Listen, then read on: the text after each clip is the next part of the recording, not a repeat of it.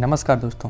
केंद्रीय विद्यालय संगठन के पूरा होने के बाद अब हम लोग शुरू करेंगे नवोदय विद्यालय या नवोदय विद्यालय संगठन NVS, जो हमारे सेकंड यूनिट में आता है।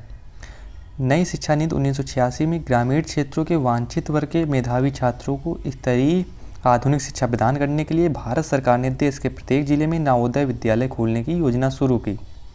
कोठारी आयोग ने भी ऐसे विद्यालय खोलने का सुझाव दिया था। नवोदय विद्यालय में राष्ट्रीय एकता को बढ़ावा देने पर प्रमुख रूप से बल दिया।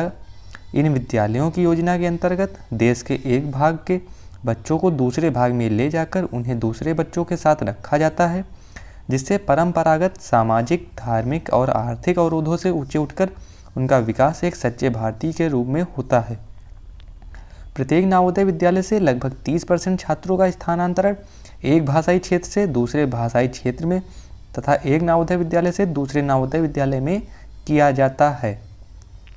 यह स्थानांतरण मोटे तौर पर हिंदी भाषी क्षेत्रों से अहिंदी भाषी क्षेत्रों में किया जाता है। ग्रामीण क्षेत्रों के गरीब बच्चों की सृजनात्मकता, अभिव्यक्ति और योग्यता को प्रोत्साहित करने तथा देश में शिक्षा के समान अवसर प्रदान करने की दिशा में नवोदय विद्यालय एक महत्वपूर्ण कदम है। हमारे देश में धनी वर्ग के व्यक्ति को तो बच्चों को पब्लिक स्कूलों और कंपटीशन फीस वाले कॉलेजों में प्रवेश दिलाकर शिक्षा व्यवस्था उत्तम कर लेते हैं, परंतु पिछड़े और निर्धन वर्ग के व्यक्ति ऐसा नहीं कर पाते, जिससे प्रतिभावान बच्चे आगे नहीं बढ़ पाते हैं और राष्ट्र इनकी प्रतिभा के लाभ से वंचित रह जाता है। इस तथ्य की ओर सबसे पहले तत्कालीन युवा प्रधानमंत्री श्री राजीव गांधी जी का ध्यान गया। उन्होंने शिक्षाविदों के समक्ष यह तत्व रखा और इस समस्या के समाधान के सुझाव मांगे। इस समस्या के समाधान हेतु राष्ट्रीय शिक्षा नीति 1986 में गति निर्धारक विद्यालय, पेस सेटिंग स्कूल की स्थापना करने की घोषणा की गई और इन्हें नवोदय विद्यालय का नाम दिया गया। नवोदय विद्यालय की स्थापना के संबंध में केंद्रीय सरकार ने निम्नलिखित निर्णय लिए और ये निर्णय निम्नलिखित हैं।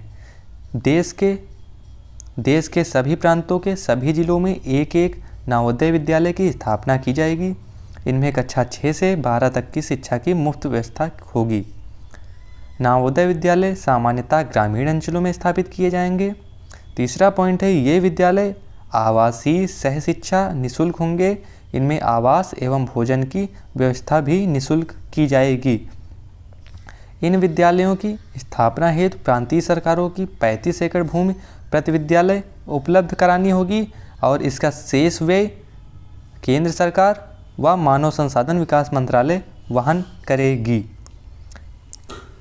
ये विद्यालय माध्यमिक शिक्षा बोर्ड CBSE से संबंधित होते हैं।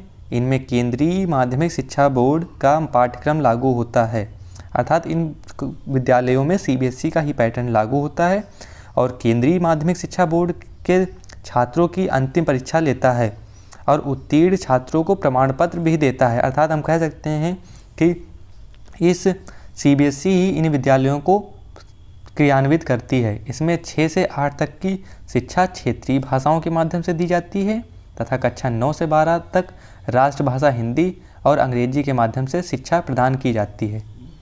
अगला पॉइंट है, इसमें इन विद्यालयों में 75% स्थान ग्रामीण क्षेत्रों के बच्चों के लिए तथा 15% अनुसूचित जाति के बच्चों के लिए तथा 7.5% स्थान अनुसूचित जाति के बच्चों के लिए आरक्षित होते हैं।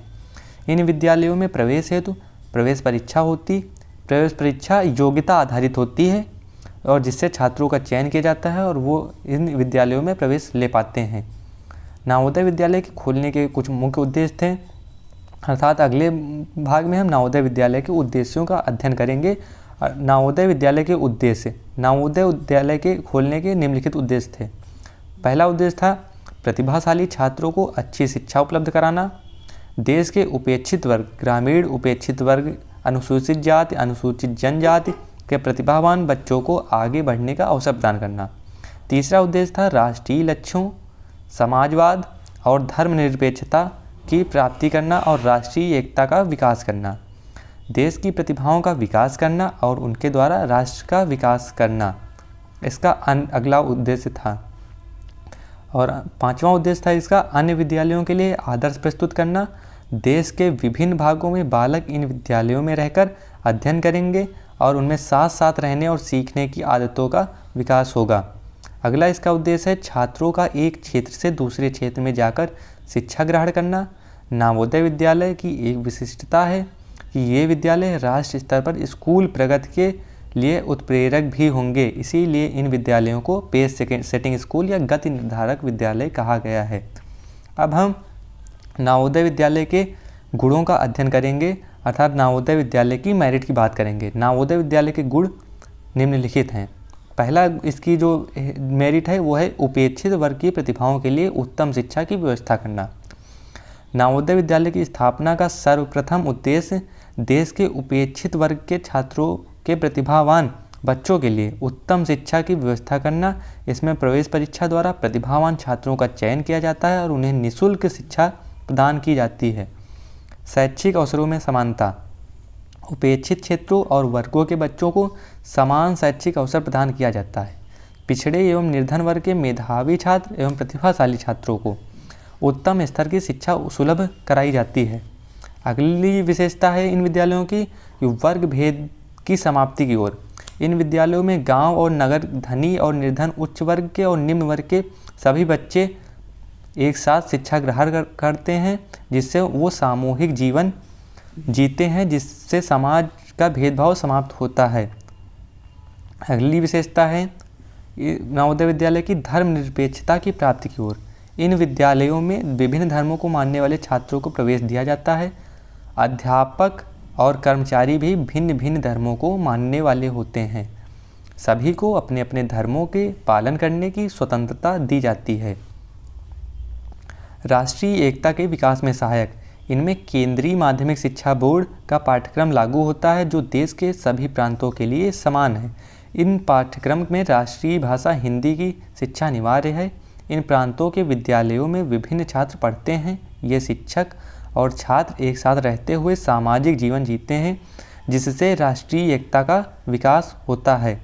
अगली विशेषता है उत्तम शैक्षिक पर्यावरण। ये विद्यालय नगरों के कोलाहल से दूर ग्रामों के शांत एवं स्वच्छ वातावरण में स्थित होते हैं तथा पढ़ने के लिए अच्छे कक्ष, अच्छे पुस्तकालय, अच्छी कार्यशालाएं एवं प्रयोगशालाएं होती हैं। खेलकूद और सहचारी पाठ्यक्रम क्रियाओं के लिए उत्तम व्यवस्था होती है। अगली विशेषता है राष्ट्र की उच्चतम प्रतिभाओं का उच्चतम विकास। इन विद्यालयों में बच्चों का दाखिला प्रवेश परीक्षा के द्वारा किया जाता है और प्रतिभावान बच्चों को दाखिला देकर उनकी प्रतिभा का विकास किया जाता है, जो राष्ट्र के विकास में सहायक होता है। अब हम नवोदय विद्यालय के कुछ मुख्य दोष, डिमेरिट्स के बारे में बात करेंगे। नवोदय विद्यालय के दोष, पहला इसकी डिमेरिट है इन विद्यालयों की इस सामान्य स्कूल की धारणा के प्रतिकूल। NPE 1986 में शिक्षा के अवसरों में समानता के संदर्भ में सामान्य स्कूलों की स्थापना का विचार उभर कर आया था। कुछ शिक्षाविदों का तर्क है कि नवोदय विद्यालय सामान्य स्कूल की धारणा के विपरीत हैं और यह काफ़ी हद तक सच भी है। अतिव्यय साधन, नवोदय विद्यालय आवासीय और निःशुल्क हैं। एक नवोदय विद्यालय की भूमि, भवन, पुस्तकालय, कार्यशालाओं, प्रयोगशालाओं, खेल के मैदान में अन्य साज सज्जा एवं अध्यापक एवं अन्य कर्मचारियों पर जितना व्यय किया जा रहा है उतने वैसे 10 सामान्य स्तर के विद्यालय खोले जा सकते हैं। प्रवेश परीक्षा द्वारा उपेक्षित वर्ग के बच्चों का चयन नहीं। इसमें प्रवेश परीक्षा NCERT द्वारा संपादित प्रवेश परीक्षा में उपेक्षित वर्ग के बच्चे नहीं आ सकते हैं। अधिकतर वे बच्चे ही आते हैं जिनके माता पिता शहरों में अच्छे निवासी पदों पर हैं और अपने आप को ग्रामीण क्षेत्र का निवासी बना लेते हैं, और अनुसूचित जनजाति, अनुसूचित जाति के बच्चे आ रहे हैं, वे मेधावी एवं प्रतिभावान नहीं हैं। अगली डिमेरिट है इनकी कि शिक्षकों में उत्साह की कमी। नवोदय विद्यालय के शिक्षक उच्च वेतन भोगी हैं और रहना उन्हें ग्रामीण अंचलों में पड़ता है, जहां उनका मन नहीं लगता। परिणाम स्वरूप उनमें उत्साह का अभाव रहता है और वो शिक्षण कार्य को सही ढंग से संपादित नहीं कर पाते हैं। अध्यापकों में निष्ठा की कमी, ये एक बहुत बड़ी डिमेरिट है नवोदय विद्यालयों की। शिक्षकों को उच्च वेतन मिलता है परंतु वे अपने कर्तव्य के प्रति निष्ठावान नहीं रहते हैं।